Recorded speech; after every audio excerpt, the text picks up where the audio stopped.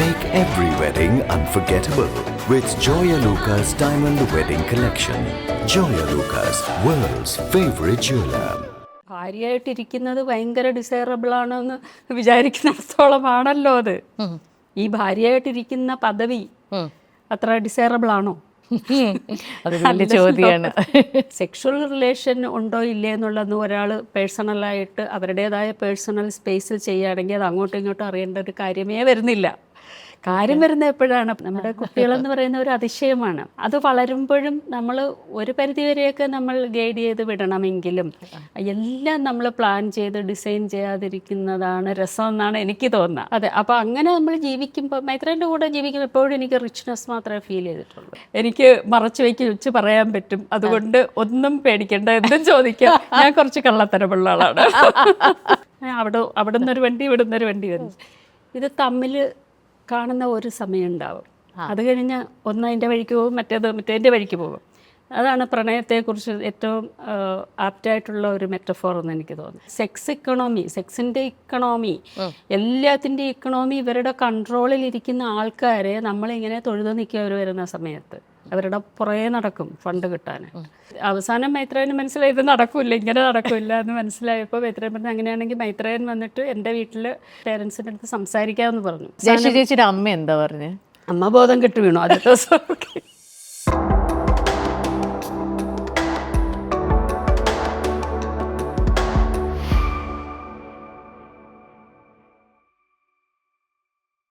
Hello and welcome everybody to our show. ഇന്ന് നമ്മുടെ വളരെ സ്പെഷ്യൽ ആയിട്ടൊരു ഗസ്റ്റാണ് ഡോക്ടർ ജയശ്രീ. ഡോക്ടർ ജയശ്രീയുടെ ഫാമിലിയിൽ നിന്ന് എല്ലാവരും വന്നിട്ടുണ്ട്. കുടുംബം എന്നുള്ളൊരു വാക്ക് യൂസ് ചെയ്യാൻ പാടില്ലല്ലോ. മൈത്രേയൻ, കനിയുടെ അമ്മയാണ്, മൈത്രേയൻ്റെ പാർട്ട്ണർ, എക്സ് പാർട്ട്ണർ. ലേബിൾസ് ഒന്നും ഡോക്ടർ ജയശ്രീക്ക് ഇഷ്ടമല്ല. Doctor Jayashree is an author. ചേച്ചിയുടെ പുസ്തകം എൻ്റെ കയ്യിലുണ്ട്, എഴുകോൺ. അത് ഞാൻ വായിച്ച് തീർക്കാൻ പറ്റിയില്ല, അതുകൊണ്ടാണ് ഇത്രയും ഡിലേ ആയത്. ഞാൻ വായിച്ച് തീർത്തിട്ട് ഡോക്ടറെ വിളിക്കാമെന്ന് വിചാരിച്ചു, പക്ഷെ നടന്നില്ല. കുറേ വായിച്ചു, പക്ഷെ എൻ്റെ സ്പീഡ് ഭയങ്കര സ്ലോ ആണ്. അതുകൊണ്ട് ഞാൻ എന്തായാലും വിളിക്കാമെന്ന് വിചാരിച്ചു. നല്ല രസകരമായിട്ടുള്ളൊരു എഴുത്താണ്, ശരിക്കും ഭയങ്കര രസമാണ് ഇത് വായിക്കാൻ. You must read it. Dr. Jayashree is the HOD of Community Medicine in Pariyar Medical College, Kannur. ചേച്ചി ഒരു ആക്ടിവിസ്റ്റാണ്. കുറേ വർഷങ്ങൾ സെക്സ് വർക്കേഴ്സിൻ്റെ കൂടെ വർക്ക് ചെയ്ത് അവരുടെ പ്രശ്നങ്ങൾ അതിൽ നിന്നൂടെ കുറേ കമ്മ്യൂണിറ്റി മെഡിസിന് വേണ്ടി പ്രവർത്തിച്ച ഒരു വ്യക്തിയാണ്. മൈത്രേനും ഒപ്പം തന്നെ പ്രവർത്തിച്ച വ്യക്തിയാണ്. അപ്പോൾ അങ്ങനെ പല തലങ്ങളിലും നമ്മുടെ സാമൂഹികമായി ഇടപെടുന്ന ഒരു വ്യക്തിയാണ്. പക്ഷേ എനിക്ക് ഡോക്ടർ ജയശ്രീ എന്താണ് ഇത്ര ഇഷ്ടം എന്നറിയാം. കാരണം കനി പറയും ഡോക്ടർ ജയശ്രീ ഭയങ്കര മെസ്സിയാണെന്ന്. എന്നെ പോലെ.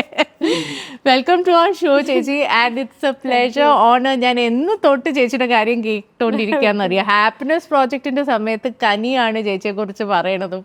പിന്നെ മൈത്രേയൻ വന്നു. അങ്ങനെ ഫൈനലി എൻ്റെ മുന്നിൽ പ്രത്യക്ഷപ്പെട്ടു. അപ്പോൾ ഇന്ന് ഞാൻ പിഴിയാൻ തന്നെയാണ് ഉദ്ദേശിക്കുന്നത്. ചേച്ചി എനിക്ക് എന്താ രസം തോന്നിയെന്ന് അറിയാം. ഞാൻ ഈ ഇടയ്ക്ക് നിങ്ങളുടെ ഇത് കണ്ടപ്പോൾ, ഇൻസ്റ്റാഗ്രാം കണ്ടപ്പോൾ കനിയും ചേച്ചിയും കൂടി യാത്ര ചെയ്യുന്നു. എനിക്ക് നല്ലോണം അറിയാം കനിക്ക് തീരെ ഇഷ്ടമല്ല ഇങ്ങനെ യാത്ര പോകാൻ.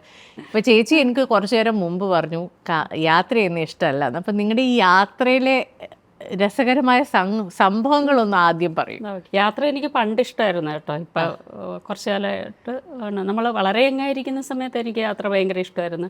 അന്നൊന്നും അധികം അവസരം കിട്ടിയിട്ടില്ല എന്നുള്ളതാണ്. പിന്നെ എനിക്ക് വലിയ ഇൻട്രസ്റ്റ് ഒന്നുമില്ല, അങ്ങനെ പോയി. അപ്പോൾ കനിക്ക് സ്വിറ്റ്സർലൻഡിൽ ഒരു ലൊക്കാണോ ഫെസ്റ്റിവലിൽ ജൂറി ആയിട്ടുള്ള അതിന് പോയപ്പോഴാണ് ഞാനും കൂടെ വരുന്നോന്ന് ചോദിച്ചു. അങ്ങനെ നമ്മൾ ഒരുമിച്ച് പ്ലാൻ ചെയ്തത്. അപ്പോൾ സാധാരണ പിന്നെ അവൾക്ക് എപ്പോഴും അവളുടെ അതേ പോലെയുള്ള ആ ഒരു ജനറേഷനൊക്കെ ഉള്ളവരായിരിക്കും കൂടുതൽ എന്നെനിക്ക് തോന്നി. പക്ഷെ അങ്ങനെയല്ലാതെ നമ്മൾ ശ്രമിച്ചതാണ്. അപ്പോൾ അവള് പറയും ചിലപ്പോൾ ഓക്കെ, ഞാൻ ഭയങ്കര മടിച്ചാണ് പൊതുവേ. ഞാനൊന്നും ഇങ്ങനെ പ്ലാനിങ്ങും കാര്യങ്ങളും അതൊക്കെ അവൾ തന്നെയാണ്, അതിൻ്റെ ബേർഡൻ മുഴുവനും അവൾ തന്നെയാണ് എടുക്കേണ്ടി വന്നത്. എന്നാലും നമ്മൾ എൻജോയ് ചെയ്ത് അങ്ങനെ പോയി. പിന്നെ അവൾക്ക് കൂടുതലും മ്യൂസിയങ്ങളൊക്കെ കാണാനാണ് നമ്മൾ പോയത്. സ്വിറ്റ്സർലൻഡിൽ നിന്ന് പിന്നെ വെനീസിലും റോമിലും പോയിരുന്നു. അപ്പോൾ അവൾ കൂടുതലും മ്യൂസിയങ്ങൾ ആണ് കാണുന്നത്. അവൾക്ക് ഇങ്ങനെ അങ്ങനത്തെ ഒരു ആർട്ടിസ്റ്റിക് അതൊക്കെ കാണാനുള്ള താല്പര്യത്തിന് പഴയ ക്ലാസിക്കൽ പെയിൻറ്റിങ്സൊക്കെ അവളിങ്ങനെ കാണുന്നുണ്ട്. അപ്പം എനിക്ക് പക്ഷേ വെറുതെ ഹോട്ടലിലിരിക്കാനൊന്നും എനിക്ക് ഇൻട്രസ്റ്റ് ഇല്ല. ഞാനും പോകും. പക്ഷേ കുറേ നടന്നിതാകുമ്പോൾ എനിക്ക് മതിയാവും. എന്നാലും ഞാൻ കൂടെ നടക്കും. പിന്നെ ഞാൻ ഈ പഴയ ഇതെല്ലാം കാണുമ്പോൾ ഇതൊക്കെ എന്തിനാ, ഞാൻ അവളോട് തന്നെ പറഞ്ഞു ഈ മ്യൂസിയം ഒക്കെ ബോംബിട്ട് കളഞ്ഞാലോ മതി. ചേച്ചിയുടെ മകള് കനി ഇത്രയും ഉയരത്തിലെത്തിയിരിക്കുന്നു. ഞാൻ കനി ആദ്യമായിട്ട് കാണുന്ന 10-12 വർഷം മുമ്പ് ഭയങ്കര ഷൈ ആയിട്ടുള്ള കനി ഇന്ന് ജൂറിയായിട്ട് പോകുന്നു, കാനിലെത്തിയിരിക്കുന്നു. ഓൾ വി ഇമാജിൻ ഇസ് ലൈറ്റിന് വേണ്ടി. ഇപ്പോൾ താപ്സിയുടെ കൂടെ ഒരു സിനിമയുണ്ട്, പലതരത്തിലുള്ള വെബ് സീരീസ് നാഷണൽ ലെവൽ ചെയ്യുന്നു. ഈ ഒരു ഗ്രോത്ത് കാണുമ്പോൾ ഒരു അമ്മ എന്ന നിലയ്ക്ക് ചേച്ചിയുടെ മനസ്സിൽ എന്താണ് പോവുക?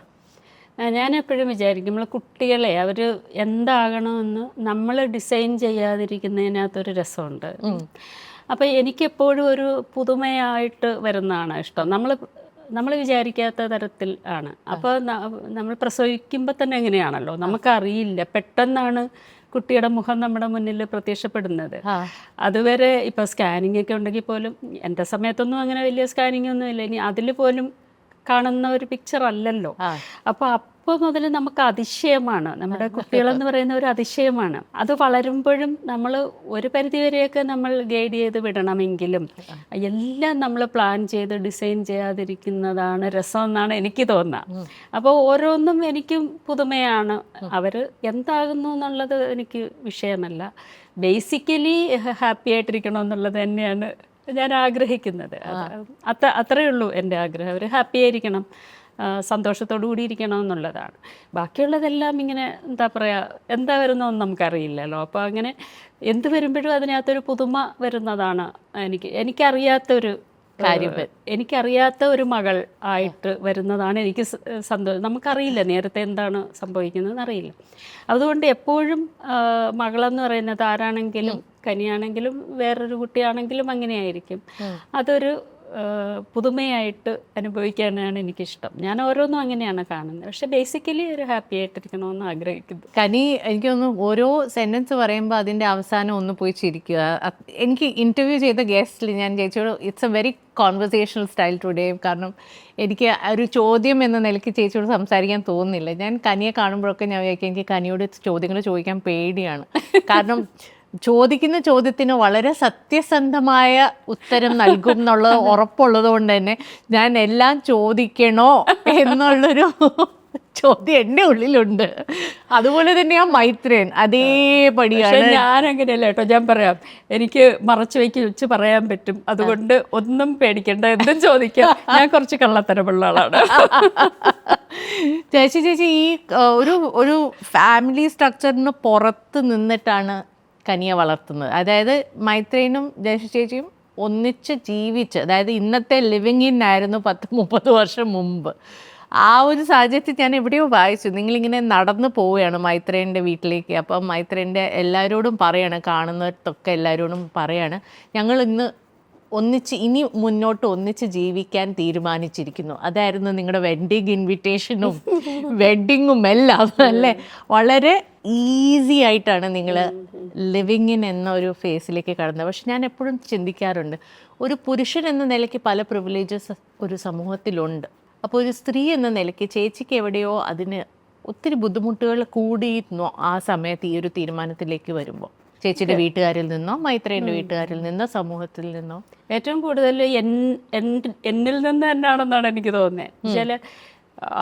ആ തീരുമാനം എന്ന് പറഞ്ഞാൽ തന്നെ ഒരു വലിയ പ്രോസസ്സാണ്. പിന്നെ എനിക്ക് അതിൽ വ്യക്തതയൊന്നുമില്ല, അപ്പോൾ ക്ലാരിറ്റി ഒന്നും ഉണ്ടായിരുന്നില്ല. ഞാനപ്പോൾ അതിനു മുമ്പേ സാധാരണ ഒരു ഫാമിലി എന്ന് പറഞ്ഞൊരു സംഭവം എൻ്റെ മനസ്സിലില്ല, അങ്ങനെ ഒരു കാര്യമേ ഇല്ല. ഞാൻ കുട്ടിക്കാലം മുതലേ അങ്ങനെ ഒരു സ്പിരിച്വലായ ലോകത്തിലേക്ക്, സ്പിരിച്വൽ എന്ന് പറയുമ്പോൾ ഒരു ഇൻ്റലക്ച്വൽ ലോകത്തിലേക്ക് ജീവിക്കാൻ എനിക്കെപ്പോഴും സാധാരണ സ്ത്രീകളുടെ ജീവിതം ഫാമിലിയിലൊക്കെ ഉള്ള എപ്പോഴും ഒരു താഴ്ത്തിക്കെട്ടിയ ജീവിതം ആയിട്ട് എവിടെയോ ഫീൽ ചെയ്തിട്ടുണ്ടാവും. അത് വളരെ ബോധപൂർവ്വമൊന്നും അല്ല.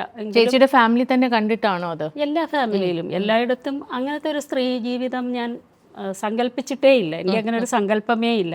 അപ്പോൾ അതുകൊണ്ട് ഞാൻ സ്വയം സങ്കല്പിക്കുന്നത് ഞാനൊരു എന്താ പറയുക, അന്നത്തെ കാലത്തൊക്കെ കൂടുതൽ ഇപ്പോൾ ഗുരുകുലത്തിലെയൊക്കെ അന്തരീക്ഷം എനിക്ക് ഭയങ്കര ഇഷ്ടമാണ്. അവിടെ നിത്യചൈതന്യതയുടെ ഒക്കെ സ്ഥലത്തെന്ന് വെച്ചാൽ അങ്ങനെ ഒരു വലിയ ജെൻഡർ ഡിഫറൻസ് ഞാൻ ഫീൽ ചെയ്തിട്ടില്ല. ഞാൻ ഒരുപാട് താമസിച്ചിട്ടില്ല, ഒരുപക്ഷെ അതുകൊണ്ടാണോ എന്ന് എനിക്കറിയില്ല. പക്ഷെ ഞാൻ കാണുന്ന പലപ്പോഴും ഫോറിനിലെ സ്ത്രീകളൊക്കെ വേറെ രാജ്യത്തുനിന്നൊക്കെ ഇടപെടുന്നതാണ്. അപ്പോൾ അവരൊക്കെ അതുകൊണ്ടായിരിക്കും അവർ, പക്ഷേ വളരെ ജെൻഡർ അങ്ങനെ ഒരു ഡിഫറൻസ് ഒന്നുമില്ല, ഈക്വലായിട്ടാണ് ഇടപെടുന്നതൊക്കെ. അപ്പോൾ അങ്ങനത്തെ ഒരു എൻവയോൺമെൻറ്റ് എനിക്ക് ഭയങ്കര ഇഷ്ടമാണ്. അവിടെയാണ് മൈത്രേയനെ കാണുന്നത്. അങ്ങനെ മൈത്രേയനെ കണ്ടപ്പോഴും വളരെ ജെന്യൂൻ ആയിട്ടുള്ള ഒരാളാണെന്ന് എനിക്ക് തോന്നി. അവിടെ അങ്ങനെ ഒരു ആളെന്നുള്ള രീതിയിലാണ്, അങ്ങനെയാണ് മൈത്രേയനെ പരിചയപ്പെടുന്നു. പിന്നെ മൈത്രേയൻ ഗുരുകുലം വിടുന്നു, സ്ത്രീകളുടെ കൂടെ ജീവിക്കാം എന്നുള്ള ഒരു തീരുമാനം വരുന്നു. അവിടെ ഗുരുകുലത്തിലാവുമ്പോൾ അതിന് അങ്ങനെ ചെയ്യാം, എങ്കിലും അതിനേക്കാൾ ഒറ്റയ്ക്ക് ജീവിക്കുന്ന അതാണെന്ന് തോന്നുന്നു അവിടുത്തെ സിസ്റ്റം. അല്ലാത്തവരും ഉണ്ട് അവിടെ. പക്ഷെ മൈത്രേയൻ അങ്ങനെ പുറത്ത് വന്ന് പിന്നെ ആരാണ് പ്രപ്പോസ് ചെയ്തത്? ഞാൻ തന്നെയാണ്. ഞാൻ നേരിട്ടല്ല, ഞാൻ നിത്യചൈതന്യതയുടെ അടുത്ത് പറയുകയാണ് ചെയ്തത്. അങ്ങനെ ഗുരുവാണ് മൈത്രേയനോട് പറയുന്നത്. അപ്പോൾ മൈത്രേയൻ എന്നെ കാണാൻ വരുന്നു, കോളേജിൽ വരുന്നു. ഞാനതൊട്ടും പ്രതീക്ഷിക്കാതെ വരികയാണ്. അതുകൊണ്ട് ഞാനങ്ങനെ പ്രിപ്പയർഡ് ഒന്നുമല്ല. ഞാനിങ്ങനെ ഗുരു ചോദിച്ച സമയത്ത് എന്തോ ഇങ്ങനെ പറഞ്ഞാണ്, ആരോടെങ്കിലും ഇഷ്ടമുണ്ടോ എന്നൊക്കെ ചോദിച്ചപ്പോൾ ഇങ്ങനെ എൻ്റെ മനസ്സിൽ തോന്നിയൊരു കാര്യം പറഞ്ഞു എന്നേ ഉള്ളൂ. അതങ്ങനെ റിയൽ ആകുമെന്ന് വെച്ചിട്ടുമല്ല, അങ്ങനെ പറഞ്ഞതേ ഉള്ളൂ. അപ്പോൾ മൈത്രേയൻ പെട്ടെന്ന് വരുന്നു. അപ്പോൾ മൈത്രേയനൊപ്പം നേരത്തെ കണ്ടിട്ടുണ്ടോ? കണ്ടിട്ടുണ്ട്, പക്ഷെ അങ്ങനെ ഒരുപാട് പേര് വരുന്നതല്ലേ അവിടെ, ഇങ്ങനെ ഒരുപാട് പേര് സംസാരിച്ചിട്ടുണ്ട്. പക്ഷെ അത് വേറെ അവിടുത്തെ കാര്യങ്ങൾ ചോദിക്കുകയും അവിടുത്തെ കാര്യങ്ങൾ പറയുകയും അതങ്ങനെ ഓർത്ത് വയ്ക്കത്തക്ക കാര്യങ്ങളൊന്നുമല്ലല്ലോ. യതിയെ കാണാനാണ് പോകുന്നത്. ആ സമയത്ത് മൈത്രേയനെ കാഷ്വലായിട്ട് കണ്ടു എന്ന് മാത്രമേ ഉള്ളൂ. യതി എന്ന് പറയുന്ന അവിടുത്തെ ഗുരു നിത്യചൈതന്യതി മൈത്രേയൻ്റെ ഒരു അങ്കിളും കൂടിയാണ്. അവിടെ ആയിരുന്നു മൈത്രേയൻ കുറേ കാലം. ഓക്കെ. അപ്പോൾ അങ്ങനെ ഗുരുവിനോട് പറഞ്ഞിട്ട് ഗുരു പറയുമ്പോൾ മൈത്രേയൻ എന്നെ കാണാൻ വേണ്ടി വരുവാണ്. അപ്പം ഞാനത് പ്രതീക്ഷിക്കുന്നൊന്നുമില്ല. ഞാനന്ന് ഫൈനൽ ഇയർ MBBS ആണ്. അപ്പോൾ ഒരുപാട് പഠിക്കാനും ഒക്കെ ഉള്ള സമയമാണ്. അപ്പം ഞാൻ ഒട്ടും പ്രതീക്ഷിക്കാതെയാണ് മൈത്രേയൻ വരുന്നത്. അപ്പോൾ പിന്നെ നമ്മൾ സംസാരിച്ച് തുടങ്ങുകയാണ്. ഓക്കെ. അപ്പോൾ പിന്നെ മൈത്രേയൻ പറയുന്നു, എനിക്കിങ്ങനെ കല്യാണം കഴിക്കൊന്നുമില്ല, ഒരുമിച്ച് ജീവിക്കാനാണ്. അപ്പോൾ എനിക്കും അങ്ങനെ കല്യാണം കഴിക്കാനൊന്നും എനിക്കും വലിയ താല്പര്യമില്ലല്ലോ. അപ്പം ഇങ്ങനെ രണ്ടുപേർക്കും ലോട്ടറി അടിച്ചു ശരിക്കും അങ്ങനെ അല്ല, ലോട്ടറി അടിച്ചു എന്നൊന്നും പറയാൻ പറ്റത്തില്ല. ഒരുപാട് ലോട്ടറി പെട്ടെന്ന് അടിക്കുകയല്ലേ, ഇതെങ്ങനെയല്ല, ഇത് പതുക്കെ ഓരോ ദിവസവും സംസാരിച്ച് ഇങ്ങനെ പോവാണ്. പിന്നെ ഞാൻ വളരെ ഷോക്ക്ഡ് പോലെയാണ്. എനിക്ക് അറിയില്ല എന്താണെന്ന്. ശരിക്കും പറഞ്ഞാൽ ലിറ്ററലി ഒരു മാസം ഞാൻ ഉറങ്ങിയിട്ടേ ഇല്ല. രാത്രിയിൽ ഉറങ്ങാനേ എനിക്ക് പറ്റിയിട്ടില്ല. എന്ന് വെച്ചാൽ എനിക്ക് അറിഞ്ഞൂടാ, അങ്ങനെ എളുപ്പമുള്ളൊരു ഡിസിഷൻ അല്ലല്ലോ നേരത്തെ പറഞ്ഞ പോലെ. അത് എന്താകും അങ്ങനെ, അല്ലെങ്കിൽ ആരോടെങ്കിലും പറയാൻ പറ്റുമോ? കൂട്ടുകാരോട് പോലും പറഞ്ഞാൽ അവരും നമ്മുടെ ആ സമയത്ത് നമ്മുടെ ഏറ്റവും ക്ലോസ് ആയിട്ടുള്ള ഫ്രണ്ട്സിന് പോലും അതൊന്നും അക്സെപ്റ്റ് ചെയ്യാൻ പറ്റത്തില്ല. വീട്ടിലാണെങ്കിലും അത് പറയാൻ കുറച്ച് പാടാണല്ലോ. ആരോടും പറയാൻ പറ്റാത്തൊരു കാര്യമാണ് മൈത്രേയൻ്റെ കുറച്ച് കൂട്ടുകാരുണ്ട്. അവർ മാത്രമാണ്, അവരെയൊന്നും എനിക്ക് പരിചയമില്ല, എൻ്റെ കൂട്ടുകാരൊന്നും അല്ലല്ലോ അവർ, മൈത്രേയൻ്റെ കൂട്ടുകാരാണ്. അവർ മാത്രമാണ് ഇതൊക്കെ പറയുന്നത്. അപ്പോൾ അത് ഭയങ്കര കോൺഫ്ലിക്റ്റിംഗ് ആണ്. എൻ്റെ തല പൊട്ടിപ്പോകുന്ന പോലത്തെ ഒരു ഫീലിംഗ് ആണല്ലോ. അതങ്ങനെ എളുപ്പത്തിൽ സംഭവിച്ചല്ലാതെ ഞാൻ പറയാം. അത് പിന്നെ ഞാനിങ്ങനെ എന്താണ് നമ്മുടെ ലോകത്തിലിത് ഒരുമിച്ച് ജീവിക്കണോ വേണ്ടയോ, വിട്ടുകളയാനും വയ്യ എടുക്കാനും വയ്യ എന്നുള്ള തരത്തിലുള്ള ഒരു അവസ്ഥയാണ്. എന്നുവെച്ചാൽ മൈത്രേയൻ എനിക്ക് അത്ര ഇഷ്ടമായിരുന്നു, എൻ്റെ മനസ്സിൽ അത്രയും ഇഷ്ടം തോന്നിയ ഒരാളാണ്. അപ്പോൾ അത് വിട്ടുകളയാനും വയ്യ. എന്നാൽ ഈ പറയുന്നതൊക്കെ ഇങ്ങനെയൊക്കെ ചെയ്യാൻ പറ്റുമോ, എങ്ങനെയാണ് ചെയ്യുന്നത്? മൈത്രേയൻ ആദ്യം എന്നോട് പറയുന്നത്, നീ ഒരു ദിവസം വന്നാൽ മതി, എൻ്റെ വീട്ടിലേക്ക് അങ്ങ് വന്നാൽ മതി എന്നാണ് പറയുന്നത്. അത് ഹരിപ്പാടിനടുത്ത് ചിങ്ങോലി എന്ന് പറയുന്ന വളരെ കുഗ്രാമം പോലുള്ളൊരു സ്ഥലമാണ്. ആ നാട്ടുകാർ കേട്ടാൽ ഇഷ്ടപ്പെടുമെന്ന് എനിക്കറിയില്ല, പക്ഷേ അങ്ങനെ ഒരു സ്ഥലമാണ്. ഇപ്പോൾ കുറച്ച് ഡെവലപ്പായി കാണുമായിരിക്കും. അപ്പോൾ ആ സ്ഥലത്തേക്ക് അതൊരു ആശ്രമം പോലെയായിരുന്നു അന്ന്. പിന്നെ അത് വീടാണ്. അവിടെ ഒരുപാട് നമ്മുടെ സാംസ്കാരിക വേദി ആൾക്കാരൊക്കെ ഒരുമിച്ച് ചേർന്ന് കുറേ ഡിസ്കഷനൊക്കെ നടത്തിയിട്ടുണ്ട്. അതൊക്കെ കഴിഞ്ഞുള്ളൊരു സമയമാണ്. അപ്പോൾ എനിക്ക് എങ്ങനെയാണെന്ന് വെച്ചിട്ട് ഞാൻ കൊല്ലം ജില്ല വിട്ട് എവിടെയും പോയിട്ട് പോലുമില്ല. അപ്പോൾ ആലപ്പുഴ ജില്ലയിലൊന്നും ഞാൻ പോയിട്ടേ ഇല്ല. ഇത് ആലപ്പുഴ ജില്ലയിലാണ്. അപ്പോൾ ഒരു ദിവസം അവിടെ വന്ന് താമസിക്കുക എന്ന് പറഞ്ഞാൽ എനിക്കത് ചിന്തിക്കാൻ പറ്റില്ല. അപ്പം മൈത്രേയൻ പറയണ ഓസ്ട്രേലിയയിൽ നിന്നും അമേരിക്കയിൽ നിന്നും ഒക്കെ പെണ്ണുങ്ങൾ വന്ന് താമസിക്കുന്നുണ്ടല്ലോ, പിന്നെ എന്താ നിരക്കും എന്താല്ലെന്നാണ് മൈത്രേയൻ ചോദിക്കുന്നത്. അപ്പം അത് നമുക്കൊരു തരത്തിലും കണക്റ്റ് ആകുന്നൊരു കാര്യമേ അല്ലല്ലോ. അതുകൊണ്ട് പറഞ്ഞു അങ്ങനെ ഞങ്ങൾ ഒരു വർഷത്തോളം സംസാരിച്ചിട്ടാണ് പിന്നെ എൻ്റെ വീട്ടിൽ അവസാനം മൈത്രേയന് മനസ്സിലായി ഇത് നടക്കില്ല, ഇങ്ങനെ നടക്കില്ല എന്ന് മനസ്സിലായപ്പോൾ മൈത്രേയൻ പറഞ്ഞു അങ്ങനെയാണെങ്കിൽ മൈത്രേയൻ വന്നിട്ട് എൻ്റെ വീട്ടിൽ ഉള്ളവരോട് മൈത്രേയന് അത് മനസ്സിലാവും, നമ്മുടെ നാട്ടിൽ ഒരു കുടുംബങ്ങളിലുള്ള അവസ്ഥ മനസ്സിലാവുമല്ലോ. അപ്പോൾ അതുകൊണ്ട് മൈത്രേയൻ വന്നിട്ട് എൻ്റെ പേരൻസിൻ്റെ അടുത്ത് സംസാരിക്കാമെന്ന് പറഞ്ഞു. എന്നിട്ട് അങ്ങനെ വന്ന് സംസാരിച്ച് മൈത്രേയൻ പറഞ്ഞു ഞാൻ കല്യാണം കഴിക്കില്ല, ഞങ്ങൾ ഒരുമിച്ച് താമസിക്കാനാണ് എന്നൊക്കെ പറഞ്ഞു. അപ്പം എൻ്റെ അച്ഛനുമൊക്കെ അവർക്കും പ്രശ്നമുണ്ടല്ലോ. അപ്പോൾ അവർ പ്രശ്നം പറഞ്ഞപ്പോൾ മൈത്രേയൻ പറഞ്ഞു അങ്ങനെയാണെങ്കിൽ ഞാൻ എല്ലാവരോടും സംസാരിക്കാം, ആരൊക്കെയാണോ അച്ഛന് പ്രശ്നം ഉണ്ടാക്കുന്നത് അവരോടൊക്കെ മൈത്രേയൻ തന്നെ സംസാരിച്ചോളാം എന്ന് പറഞ്ഞു. അങ്ങനെ ബന്ധുക്കളെയൊക്കെ മൈത്രേയൻ പോയി കണ്ട് അവരോട് സംസാരിക്കുന്നു. പിന്നെ അയൽവക്കക്കാരൊക്കെ വന്നാൽ അവരോടും മൈത്രേയൻ സംസാരിക്കും. ആരോടൊക്കെ സംസാരിക്കണമെന്ന് പറഞ്ഞാൽ മതി, ഞാൻ അവരോടൊക്കെ എല്ലാവരോടും പോയി പറഞ്ഞു ജയശ്രീയുടെ കൂടെ ജീവിക്കാൻ. അല്ല, എന്തുകൊണ്ടാണ് നമ്മൾ അങ്ങനത്തെ ഒരു സാധാരണ ഫാമിലി സിസ്റ്റത്തിലേക്ക് പോകാത്തത് എന്നൊക്കെയുള്ളത് മൈത്രേയൻ വിശദീകരിക്കുന്ന സമയത്ത് പിന്നെ ആളുകൾക്ക് അതിന് മറുപടിയൊന്നുമില്ല പറയാൻ.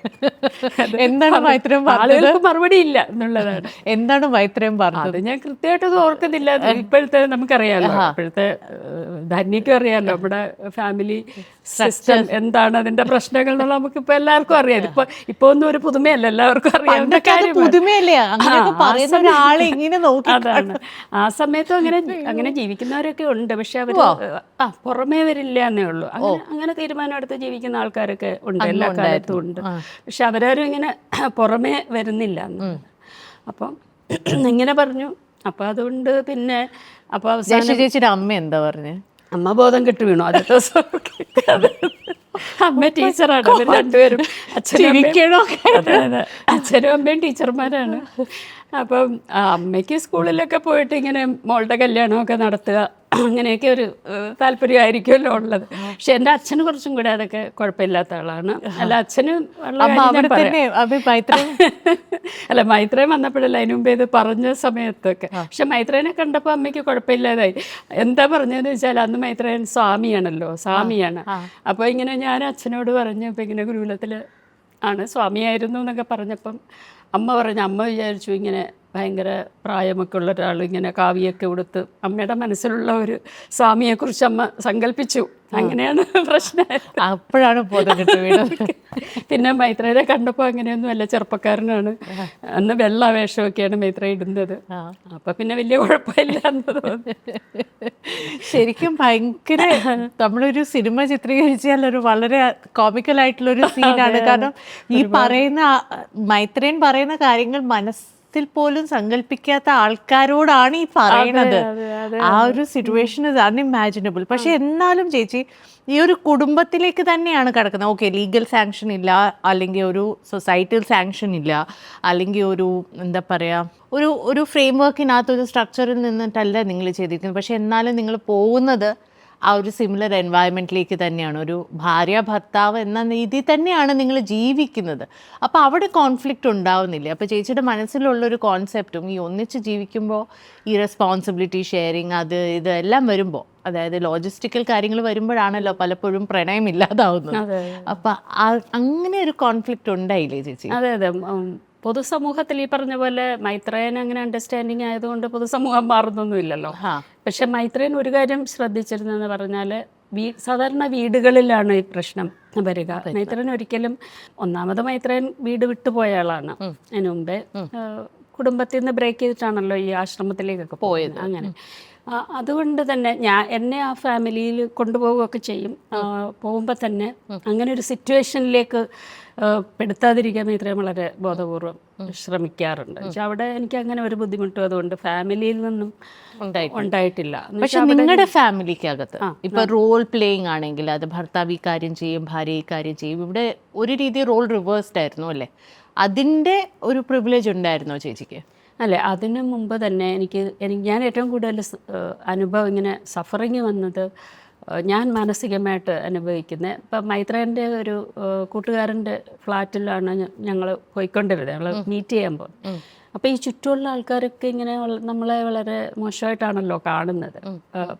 അങ്ങനെ ഒരു അതായത് നിങ്ങൾ ഒന്നിച്ച് ജീവിക്കുന്നതിന് മുമ്പേ നമ്മൾ ഒരുമിച്ച് മീറ്റ് ചെയ്യാറ്, ഒരുമിച്ച് കാണാറുണ്ടല്ലോ, ഒരുമിച്ച് കാണുന്നതും ഒരുമിച്ച് താമസിക്കുന്ന പോലെ തന്നെയാണ്. അപ്പോൾ ഈ ചുറ്റുമുള്ള ആളുകൾ നമ്മളെ നോക്കുന്ന ഒരു രീതി, ഒരു എന്താ പറയുക, വളരെ മോശം ഒരു സ്ത്രീയായിട്ടാണല്ലോ നമ്മളെ കാണുന്നത്. അവരൊന്നും പറയുന്നൊന്നും ഉണ്ടാവില്ല, ഒരുപക്ഷെ എനിക്ക് തോന്നുന്നതുമായിരിക്കാം.